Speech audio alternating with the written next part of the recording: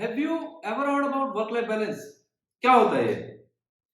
अगर मैं अपने वेटरन्स की या गवर्नमेंट सेक्टर वाले काउंटर पार्ट्स की बात करूं तो हमने कभी भी इस वर्ड के बारे में सुना ही नहीं होगा, और अगर सुना भी होगा तो कभी भी लाइफ में इतना सीरियसली नहीं लिया।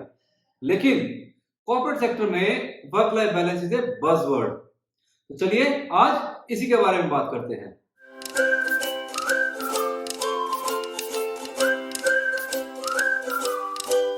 जय हिंद दोस्तों, मैं हूं आपका दोस्त गिरीश कौशिक और स्वागत है आपके अपने YouTube चैनल सेकंड सोल्जर्स पर। दोस्तों, आज हम एक ऐसे टॉपिक पर बात करने वाले हैं जो हमारे लिए अननोन तो नहीं है, लेकिन हमने कभी इसके बारे में सीरियसली नहीं सोचा, और वो है हमारा वर्क लाइफ बैलेंस। जी हाँ दोस्तों, और अगर आपको मेरा आज का वीडियो पसंद आए तो वीडियो को लाइक और शेयर जरूर करें, और हाँ, अगर चैनल को सब्सक्राइब नहीं किया है तो जल्दी से जाकर सब्सक्राइब बटन दबाएं और बेल आइकन को दबाकर ऑल दबाएं ताकि आपको आने वाले वीडियोस की जानकारी भी मिलती रहे। तो चलिए शुरू करते हैं। जैसा कि मैंने आपको भी बताया कि कॉर्पोरेट सेक्टर में वर्क लाइफ बैलेंस एक बहुत ही इंपॉर्टेंट वर्ड है। ना सिर्फ एक वर्ड बल्कि बहुत सी बड़ी कंपनियों के लिए उनकी एचआर और एम्प्लॉय वेलफेयर पॉलिसीज का एक बहुत इंपॉर्टेंट इनपुट भी है।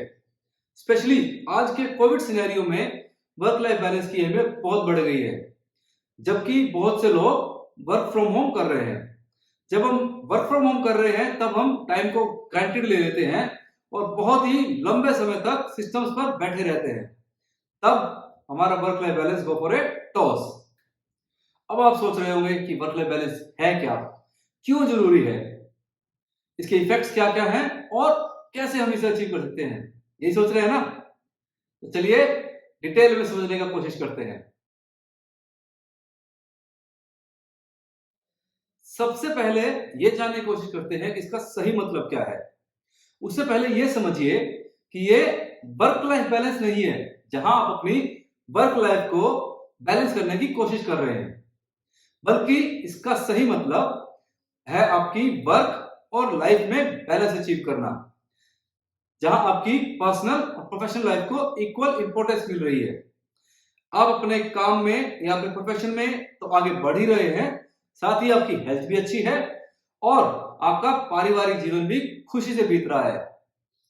लेकिन आजकल की भागदौड़ वाली जिंदगी में जहां इतना गला काट कंपटीशन है, ऐसा बैलेंस अचीव करना क्या आपको पॉसिबल लगता है?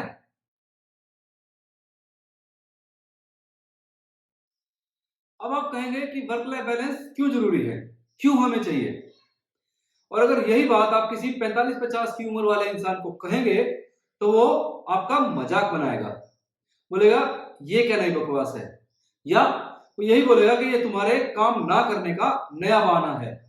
लेकिन वो लोग ये भूल जाते हैं कि उनके टाइम में मींस आज से 20 से 25 साल पहले ना तो इतना कंपटीशन था, ना ही जिंदगी इतनी फास्ट पेस थी। लेकिन आजकल तो आप थोड़े लेजी हो जाओ या 2-3 दिन की छुट्टी चले जाओ, काम इतना पाइल ऑन हो जाएगा कि आपको उस बैकलॉग को क्लियर करने के लिए भी 2-3 दिन एक्स्ट्रा काम करना पड़ेगा। इसलिए ये बहुत जरूरी है कि आप अपने काम के पेस को मेंटेन रखें, साथ ही अपनी हेल्थ और फैमिली का भी ध्यान रखें। अगर आप ऐसा नहीं करते हैं तो आप काम और सिर्फ काम करते रह जाएंगे और आपके पास ना तो अपनी फैमिली के लिए ना अपनी खुद की वेलबींग के लिए टाइम बचेगा। ये ना सिर्फ टाइम का लॉस है बल्कि ये इमोशंस और रिलेशंस का भी लॉस है, जिसका सिर्फ एक ही रिजल्ट है और वो है स्ट्रेस। जी हाँ दोस्तों, बहुत सारा स्ट्रेस। और अगर आप स्ट्रेसफुल हैं या स्ट्रेसफुल सिचुएशन में हैं तो क्या आप काम पर फोकस कर पाएंगे? नहीं ना। मैंने अभी कुछ दिन पहले ही HBR means Harvard business review की एक सर्वे रिपोर्ट में पढ़ा था कि वर्क लाइफ बैलेंस कोई परमानेंट सॉल्यूशन नहीं है बल्कि एक साइक्लिक प्रोसेस है जिसमें 5 स्टेप्स होते हैं। अब ये साइकिल कब रिपीट होगा ये सिंपली आपकी पर्सनल कॉम्पिटेंसीज और आपके पर्सनल सर्कमस्टेंसेस पर डिपेंड करता है। और अब उनमें से 5 स्टेप्स क्या क्या हैं? इसमें सबसे पहला है आपका टेक ए पॉज एंड डीनॉर्मलाइज। जी हाँ दोस्तों, एक टेम्परेरी मोमेंटरी पॉज लें और ये एनालाइज करें कि वो कौन कौन से सर्कमस्टेंसेस या सिचुएशंस हैं जो आपके काम और आपकी लाइफ को इफेक्ट कर रहे हैं या आपके स्ट्रेस का कारण बन रहे हैं। आप क्या प्रायोरिटाइज कर रहे हैं और आप उसके लिए क्या क्या सेक्रीफाइसेस कर रहे हैं। जब आप एक मेंटल पॉज लेंगे और ये सभी इश्यूज को ऑनेस्टली एक्सेप्ट कर लेंगे, तभी आप इन्हें टैकल भी कर पाएंगे। सेकंड पॉइंट है आपका pay attention to your emotions. दोस्तों, जब आप एक बार अपना ये सिचुएशनल एनालिसिस कर लेंगे, तब आप अपने इमोशंस को समझने की कोशिश करें। ये समझने की कोशिश करें कि आपको काम पर जाते वक्त या काम पर जाने के बाद कैसा लगता है, कैसा फील होता है। क्या आपको एनर्जेटिक, फुलफिल और सेटिस्फाइड फील होता है, या आपको एंग्री, रिजेंटफुल या सैड मींस गुस्सा और दुख होता है। और इसका आंसर आपको मालूम है ना।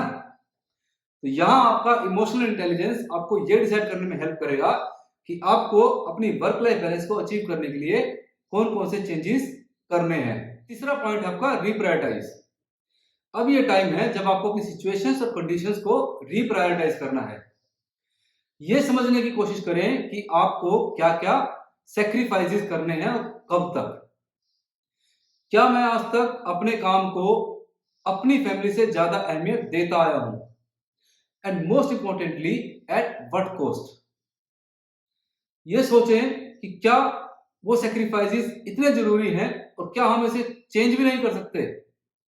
और अगर दोस्तों आपका आंसर हाँ है, तो माफी चाहूंगा, आपको अपना रास्ता बदलने की जरूरत है। फोर्थ पॉइंट है कंसीडर योर ऑल्टरनेटिव्स।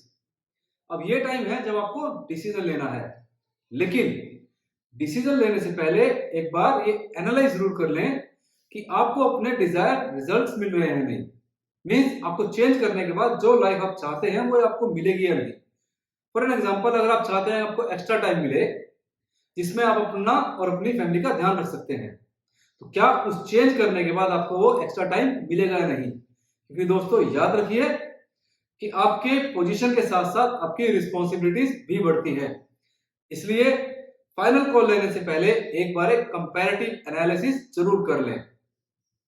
और अगला पॉइंट तो सभी को मालूम है, वो है उस चेंज को इंप्लीमेंट करने का। जी हाँ दोस्तों, और वो चेंज एक ऐसा चेंज होना चाहिए जो आपकी केयरफुल कंसीडरेशंस और आपकी प्रायोरिटीज के आधार पर हो। अब ये चेंज कुछ भी हो सकता है।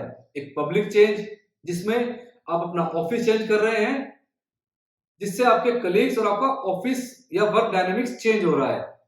या फिर आपको कोई पर्सनल या प्राइवेट चेंज भी हो सकता है जिसमें आप अपने वर्क पैटर्न को चेंज कर रहे हैं या अपने वर्किंग स्टाइल को चेंज कर रहे हैं। दोनों का रिजल्टेंट एक ही है, एक्स्ट्रा टाइम और डिस्ट्रेस्ड एनवायरमेंट। अब आप कहेंगे दोस्तों कि जब ये साइक्लिक प्रोसेस है तो चेंज क्यों करना। Agree, completely agree with you. हो सकता है आप एक अच्छी बैलेंस वर्क और लाइफ बैलेंस वाली जिंदगी में जी रहे हो, लेकिन दोस्तों समय का कुछ भरोसा नहीं है, क्योंकि कभी भी ऐसे सिचुएशंस पैदा हो सकते हैं जब सिचुएशन आपके कंट्रोल से बाहर हो जाएगी, तब ये चेंजेस इनएविटेबल बन जाते हैं। चलिए अब अपने फौजियों से बात करते हैं। क्या आपने कभी अपने करियर में वर्क लाइफ बैलेंस इस वर्ड को सुना है? और अगर सुना भी होगा तो I am sure I can bet on this कि आपने कभी से सीरियसली नहीं लिया होगा। And do you know what the reason for it? इसका कारण क्या है? और इसका सिंपल कारण है, दो कारण है एक्चुअली। कि पहला कारण आपका सेट डेली रूटीन। जी हाँ दोस्तों, हमारा फौज में एक सेट डेली रूटीन होता है जिसमें हमें मालूम है कि हमें क्या करना है और हमें आने वाले कामों की भी जानकारी रहती है, जिसके लिए हम पहले से तैयारी कर लेते हैं। दूसरा कारण है उसी सेट रूटीन की वजह से हमारा नेचर वर्कोहॉलिक हो जाता है, क्योंकि जब हम काम कर रहे होते हैं तो अपने काम में पूरी तरह इन्वॉल्व रहते हैं और पूरी डेडिकेशन से उस काम को करते हैं। अब फौज में तो मॉर्निंग पीटी भी करनी है और शाम को गेम भी खेलना है, मोस्टली बाय ऑर्डर्स, बट करना तो है।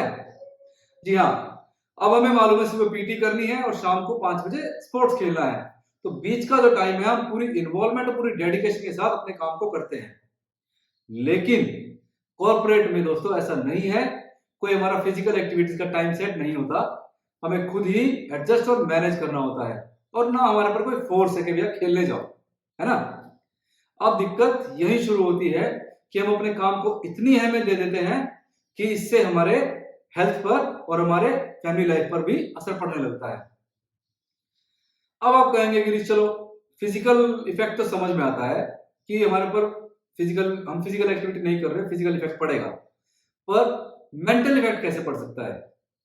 तो दोस्तों, जब आप लॉन्ग वर्किंग आवर्स में काम करते हैं तो आप अपनी फैमिली को टाइम नहीं दे पाते, या अपनी वेलबींग के लिए आप कोई फिजिकल एक्टिविटी नहीं कर पा रहे हैं, और इसी वजह से आपका सोशल डिसएंगेजमेंट भी हो जाता है।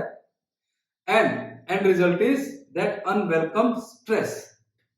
थोड़ा सोचिए इस बारे में, कैसे आप वर्क लाइफ बैलेंस को अचीव कर पाएंगे? तो thumb rule is quite simple, make a change.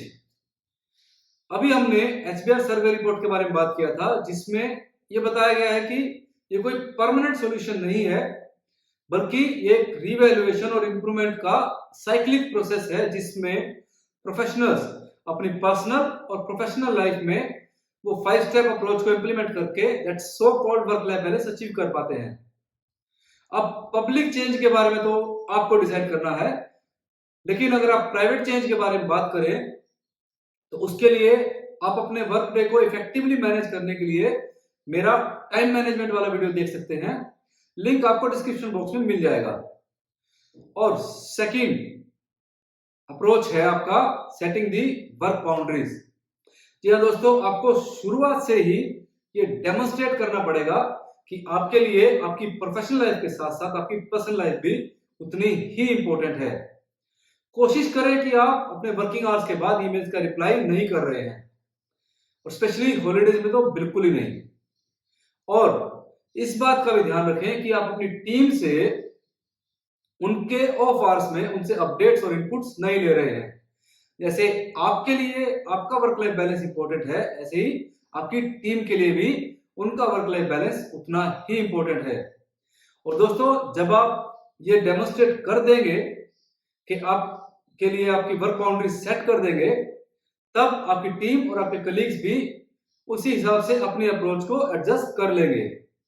ध्यान रखिए दोस्तों, it's your life which is getting affected, so you have to drive the change. दोस्तों, बातें तो बहुत करनी थी, पर वीडियो बहुत लंबा हो जाएगा, लेकिन मुझे पूरा विश्वास है कि आपको मेरी आज की मेहनत जरूर पसंद आई होगी, और इस वीडियो की लर्निंग्स को यूज करके आप अपनी पर्सनल प्रोफेशनल लाइफ को बेहतर बना पाएंगे।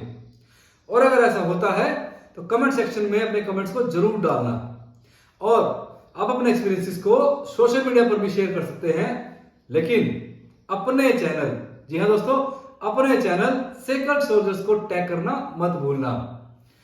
तो फिर मिलते हैं नेक्स्ट वीक ऐसे ही किसी इंटरेस्टिंग और यूजफुल टॉपिक पर। तब तक के लिए स्टे होम, स्टे सेफ। जय हिंद, जय भारत।